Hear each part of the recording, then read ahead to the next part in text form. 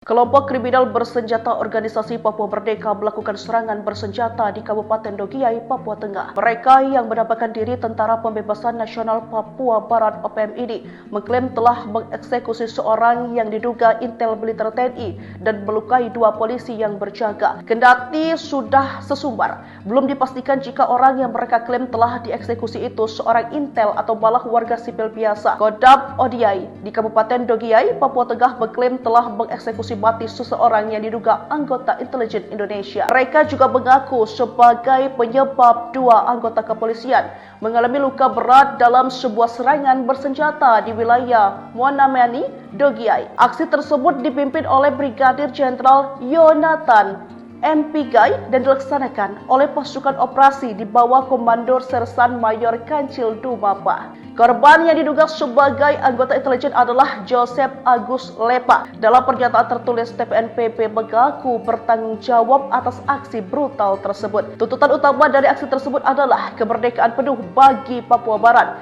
Kelompok ini siap menghadapi kekuatan militer Indonesia di medan perang dan berkomitmen untuk mematuhi hukum humaniter internasional selama konflik bersenjata berlangsung. Pernyataan ini ditandatangani oleh jajaran pimpinan tinggi TPNPB OPM, termasuk Panglima Tinggi Jenderal Goliat Tabudi, Wakil Panglima Letjen Melkisedek Awam, serta jajaran staf dan Komandan Operasi Umum.